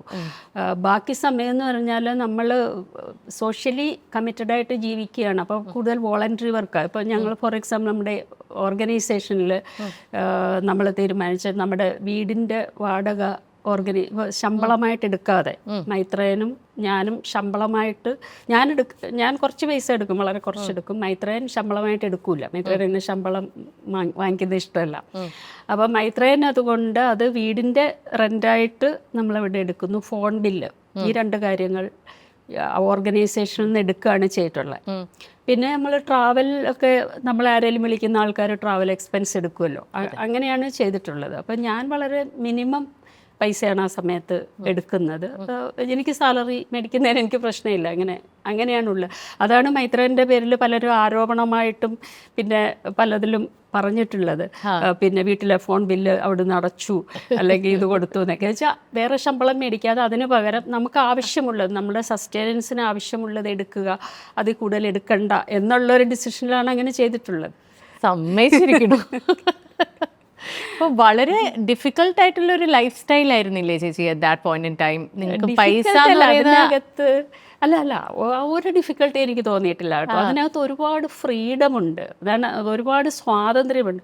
നമ്മൾ അങ്ങനെ നമ്മളിപ്പം സമരത്തിന് അങ്ങനെയൊക്കെ പോകുന്ന സമയത്തില്ലേ, നമുക്ക് വേറൊരു റിസോഴ്സ്ഫുള്ളാണ്. നമ്മളത് എക്സ്പീരിയൻസ് ചെയ്താലേ മനസ്സിലായി. രാഷ്ട്രീയക്കാരൊക്കെ എങ്ങനെയല്ലേ നിൽക്കുന്നത്, രാഷ്ട്രീയക്കാർ പലരും അല്ലാത്തവരുണ്ട്, അങ്ങനെയല്ല. കമ്മിറ്റഡായിട്ട് വർക്ക് ചെയ്യുന്ന രാഷ്ട്രീയക്കാരില്ലേ, അവർ ഭയങ്കര റിസോഴ്സ്ഫുള്ളായിരിക്കും. നമുക്ക് ഫീലിംഗ് ആണല്ലോ ഈ റിസോഴ്സ് എന്ന് പറഞ്ഞാൽ. നമ്മളിപ്പോൾ കോടികൾ സമ്പാദിച്ച് വെച്ചാലും നമുക്ക് ആ റിച്ച്നെസ് ഫീൽ ചെയ്യണമെന്നില്ല. പക്ഷേ എനിക്ക് ഭയങ്കര റിച്ചായിട്ടാണ് ആ സമയത്തും തോന്നിയിട്ടുള്ളത്. നമ്മൾ റിച്ചായിട്ട് നമുക്ക് ഫീൽ ചെയ്യുക എപ്പോഴും. അതിനകത്ത് ഒരു വ്യത്യാസം, ഇപ്പം ഞാൻ ശരിക്കും ശമ്പളം മേടിച്ച് ജോലി ചെയ്യുന്നത്, പക്ഷെ അന്നത്തെ ലൈഫ് ഇപ്പോഴത്തെ വെച്ചാൽ എനിക്കൊരു വ്യത്യാസം. ഞാൻ അപ്പോഴും ഭയങ്കര റിസോഴ്സ്ഫുള്ളായിട്ടാണ് എക്സ്പീരിയൻസ് ചെയ്തിട്ടുള്ളത്. അത് എനിക്കൊരു മൈത്രേയനെ പോലെ ഒരാളുടെ കൂടെ ജീവിക്കുന്നതിൻ്റെയും കൂടെ ഒരു റിച്ച്നെസ് ഉണ്ടായിരിക്കുക എക്സ്പീരിയൻസിൽ. എന്നുവെച്ചാൽ മൈത്രേയനൊന്നും ഒരിക്കലും അങ്ങനെ ഇല്ല എന്നുള്ളൊരു സംഭവം നമുക്ക് ഫീൽ ചെയ്യത്തില്ല. അല്ല, മൈത്രേന്റെ കാര്യമൊന്നും പറയണ്ടല്ലോ, ബാഗും എടുത്തോണ്ടാണല്ലോ നടക്കുന്നത്, ഷൂസും അല്ലാതെ സ്വന്തമായ ഒരു അഡ്രസ്സ് വേണ്ട എന്ന് തീരുമാനം എടുത്തിരിക്കുന്ന ഒരു വ്യക്തിയാണ്. അതെ, അപ്പൊ അങ്ങനെ നമ്മൾ ജീവിക്കുമ്പോൾ, മൈത്രേന്റെ കൂടെ ജീവിക്കുമ്പോൾ എപ്പോഴും എനിക്ക് റിച്ച്നെസ് മാത്രമേ ഫീൽ ചെയ്തിട്ടുള്ളൂ. ബ്യൂട്ടിഫുൾ. അപ്പൊ ഈ ഒരു നിങ്ങൾ തമ്മിൽ ഒരു അകൽച്ച വന്നപ്പോൾ ചേച്ചിക്ക് അത് ഭയങ്കര അകൽച്ച അങ്ങനെ ഇല്ല, അങ്ങനെ അകൽച്ചയൊന്നുമില്ല. ഞാൻ കൂടുതൽ എംപവേർഡ് ആയിട്ടാണ് എനിക്ക് തോന്നുന്നത്. എന്ന് വെച്ചാൽ അതുവരെ ഞാൻ പറഞ്ഞല്ലോ, എനിക്ക് ഒറ്റയ്ക്കൊന്നും ഞാൻ ചെയ്യാതെ ഇരുന്നിട്ട്, ഒറ്റയ്ക്ക് മീൻസ് ഇപ്പം ഭയങ്കര കോൺഫിഡൻ്റ് ആണ് ഒറ്റയ്ക്ക് ജീവിക്കാൻ. ഞാൻ എപ്പോഴും പറയും, മൈത്രേയൻ ചെയ്ത ഏറ്റവും നല്ല കാര്യം എന്ന് പറയുന്നത് അങ്ങനെ വിടാൻ തീരുമാനിച്ചു എന്നുള്ളതാണ്. ഇല്ലെങ്കിൽ ഒരിക്കലും ലൈഫിൽ തന്നെ അത് എക്സ്പീരിയൻസ് ചെയ്യാൻ പറ്റാതെ പോകുമായിരുന്നു. അതെനിക്ക് ആലോചിക്കുമ്പോൾ നമ്മൾ ഭയങ്കര ഫ്രീഡം അല്ലേ, നമ്മൾ ഒറ്റയ്ക്കാകുന്ന സമയത്ത് ഭയങ്കര ഫ്രീഡമാണ്. ഇറ്റ് ഈസ് അൺബിലീവബിൾ ചേച്ചി. ഞാൻ ഈ സെക്സ് വർക്കേഴ്സിൻ്റെ കൂടെ വർക്ക് ചെയ്ത ഒരു ഫേസിനെ കുറിച്ച് ചോദിച്ചാൽ എനിക്ക് ഓർമ്മയുണ്ട്. ഞാൻ 2003-2004 ഒരു ഇൻ്റർവ്യൂ ചെയ്തിരുന്നു നളിനി ജമീലയുടെ. അപ്പോൾ ആ ഇൻ്റർവ്യൂവിലൂടെയാണ്, അത് ആ സമയത്ത് ഞാൻ മുംബൈയിലായിരുന്നു, ആ ഒരു ഇൻ്റർവ്യൂവിലൂടെയാണ് വേറൊരു ലോകം തന്നെ എൻ്റെ മുന്നിൽ തുറന്നു വന്നത്. കാരണം അത്രയും നാളും ഞാൻ കാണുന്ന ഒരു രീതി, ഒരു ലെൻസ്, അത് കംപ്ലീറ്റ്ലി മറിഞ്ഞു എന്നുള്ളതാണ്. ചേച്ചിക്ക് തന്നെ ഇവരുടെ കൂടെ, അതും ഇതൊരു ഇൻ്റർവ്യൂ മാത്രം, ചേച്ചി അവരുടെ ജീവിതം വളരെ അടുത്ത് കണ്ട് അവരുടെ കൂടെ ഇടപെട്ട് പല കാര്യങ്ങളും മനസ്സിലാക്കിയിട്ടുണ്ടായിരിക്കും. അതിൽ പ്രത്യേകമായിട്ട് ചേച്ചിക്ക് തോന്നുന്നു സൊസൈറ്റിയിൽ ഒരു ചേഞ്ച് വരേണ്ട പേഴ്സ്പെക്റ്റീവ്സ് എന്തൊക്കെയാണ്? If you cannot out 3. സൊസൈറ്റിയുടെ ഈ പാട്രിയാർക്കൽ സംഭവത്തിനെ ടച്ച് ചെയ്തു തുടങ്ങി. ഫെമിനിസ്റ്റ് മൂവ്മെൻറ്റ് തൊട്ട് തുടങ്ങി എന്നുള്ളതിൻ്റെ തെളിവാണ് ഈ ഒപ്പോസിഷൻ വരുന്നത്. അവിടെയാണ് ഇപ്പോൾ ഈ കമ്മിങ് ഔട്ടായിട്ട് വരുന്ന സ്ത്രീകളോട് നമുക്ക് തോന്നുന്ന ഒരു ബഹുമാനം. പുറത്ത് വരുന്ന ഓരോ സ്ത്രീയുമാണ്, ഭാവന അടക്കമുള്ളവർ ആണ് നമ്മുടെ വലിയ റെവല്യൂഷൻ. ഞാൻ പറയും, ലക്ഷങ്ങൾ കൊടുത്ത് ചിലപ്പോൾ ഒരുപാട് സ്വർണ്ണമൊക്കെ കൊടുത്ത് വാങ്ങിച്ച ഒരു ഭർത്താവാണ്. ഈ ഭർത്താവ് ഈ ഏൺ ചെയ്യുന്ന പൈസ മുഴുവൻ നമ്മുടേതാണ്, നമ്മുടെ വീട്ടിലേക്ക് വരണം, ആളുടെ പ്രോപ്പർട്ടി മുഴുവൻ നമ്മുടെ ആണെന്നുള്ളതാണല്ലോ ഈ മാരേജ് സിസ്റ്റത്തിനകത്തെ കാര്യം.